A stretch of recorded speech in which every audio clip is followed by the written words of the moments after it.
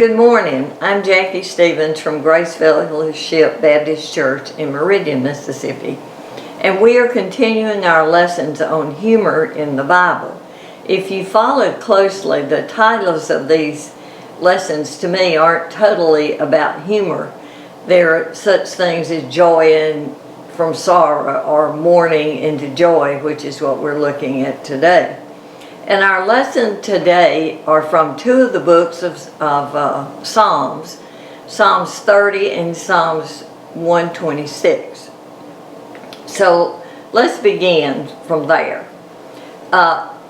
Admiral Richard Byrd in 1934 had gone to Antarctica to establish a weather station almost at the site of the South Pole. A hardy team had signed on for the job, but once they got there, they didn't last. And eventually, Admiral Byrd was by himself. And he said at first, the loneliness was devastating, and he was depressed. But eventually, he developed a rhythm of thinking and acting that led him to look at his life and say, I'm better able to tell what in the world is wheat for me and what is chaff. David, as he expresses himself in Psalms 30, has this to say: I exalt you, Lord, because you pulled me up. You didn't let my enemies celebrate over me. Lord my God, I cried out to you for help, and you healed me. Lord, you brought me up from the grave, brought me back to life from among those going down to the pit. Who you are faithful to, the Lord, sing praises to him. Give thanks to his holy name. His anger lasts for only a second, but his favor lasts a lifetime. Weeping may stay all night, but by morning, joy. When I was comfortable, I said, I will never stumble. Because it pleased you, Lord, you made me a strong mountain. But then you hid your presence. I was terrified. I cried out to you, Lord. I begged my Lord for mercy. What is to be gained by my spilled blood? By my going down into the pit? Does dust thank you? Does it proclaim your faithfulness? Lord, listen and have mercy on me. Lord, be my helper. You changed my mourning into dancing. You took off my funeral clothes and dressed me up in joy, so that my whole being might sing praises to you and never stop. Lord my God, I will give you thanks forever. As we can see at the beginning of this psalm, David is in a dark place.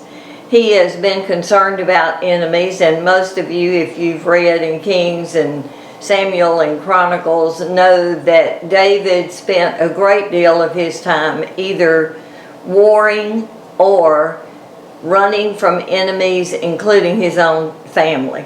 So there were times that he felt very attacked. He felt all of these things coming at him. And so he often in his Psalms will lament what is happening in his life. But now in Psalms 126, it is one of the Psalms that has been defined as a psalm of ascent. In other words, it was more like a song that the pilgrims would make as they went to Jerusalem for holy festivals. If the Lord hadn't been for us, let Israel now repeat. Sorry, started the wrong verse. When the Lord changed Zion's circumstances for the better, it was like we had been dreaming. Our mouths were suddenly filled with laughter. Our tongues were filled with joyful shouts. It was even said at that time among the nations, the Lord has done great things for them. Yes, the Lord has done great things for us, and we are overjoyed. Lord, change our circumstances for the better, like dry streams in the desert waste. Let those who plant with tears reap the harvest with joyful shouts. Let those who go out crying and carrying their seed come home with joyful shouts, carrying bales of grain. Now, in these, we see gratitude and celebration on the part of the authors. David, the first one, and some unknown writer in the last psalm. But unlike lots of things in our life where we would like a guide, we don't necessarily have a description of how those dark times turn to joyful times. I don't know about you, but we like to have a guidebook. Couple of years ago, I bought a new sewing machine, and it did almost everything except cook my breakfast, but I had no manual. So my husband and I tried to download the manual, and I think it was some 200 some odd pages of paper. And so I kept calling the dealership, and eventually they were able to get me a manual. So now I have something of a guide. But in these two Psalms, there is no such guide. However, often we're in that idea, or we aspire to that idea of a silver bullet. Okay, is there a silver bullet in these two scriptures that would lead us from a time of mourning to joy? There is indication, but silver bullet indicates that without much effort, we're going to be able to solve the problem. We have to accept often that we can't do something, that it really is beyond our ability, our skill, our interest, whatever that may be. But we find that what we have to do is have a willingness to wait on God. And for many of us, we have no interest in waiting. I often think that waiting is one of the most difficult things to do. For those who wait for the Lord shall renew their strength. They shall mount up with wings like eagles. They shall run and not be weary. They shall walk and not faint. We don't want to wait.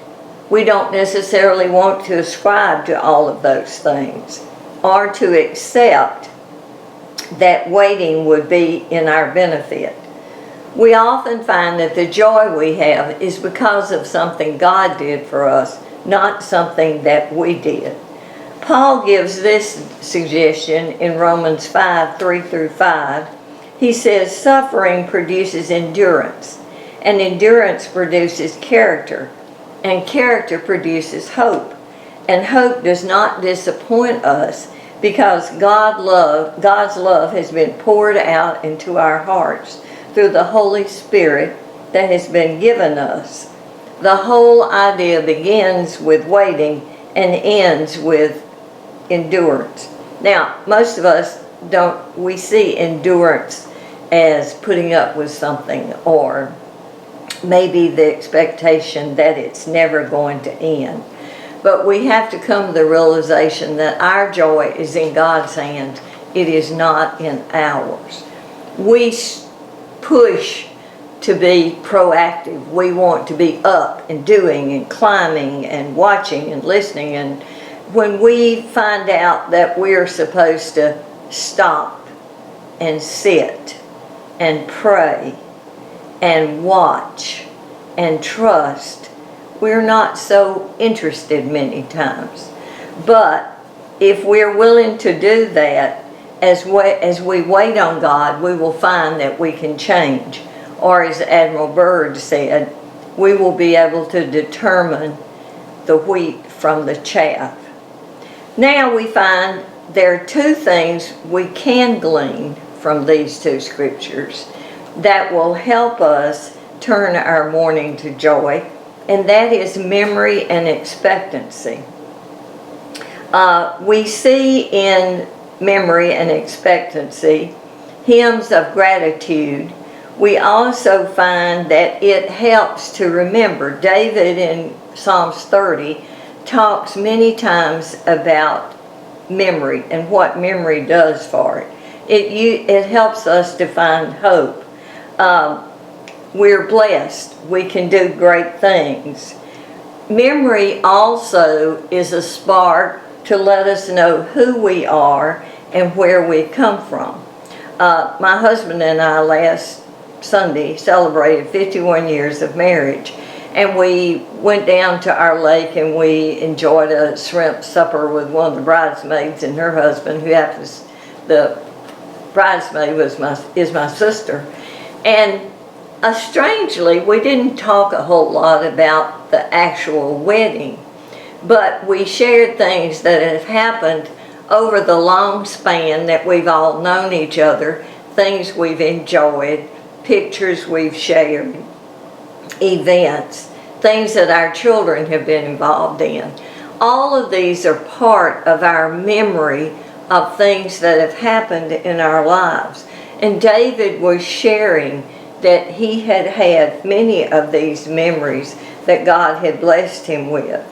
The second thing we pick up in these two sections of Psalms is expectancy. Now, I don't know if you have children that come home and visit, but when they're coming, you might make their favorite dish, or you might have picked up the house a little bit, or you've prepared bedrooms for them to stay over, and there's a certain expectancy of waiting for them to arrive and how the visit might play out. We're excited about the future. Right now, as we all sit in various stages of waiting, I call it, for COVID to end, or we can come to a solution where it is not the problem it is now, all of us are learning ways to cope. And I saw something today that brought this home to me. A guy was selling masks. Excuse me. He actually had the rear end of his car up, and he had various masks that he was selling, and I thought, you know, I would never have imagined that I would see that. We expect this to end. Many times I talk to people, and that's one of the things they have to say. So let's take a look at 3 things that we have to look forward to if we're expecting. What little things do we have that we look forward to? A cup of coffee in the morning, feeding the birds, a visit to a relative, going fishing. Many times those are the joys we put together that we look forward to daily in our lives. Time to pray, time to read our Bible, time to talk on the phone with a friend, or just sitting down and enjoying a good book. All of these little joys are things we look forward to.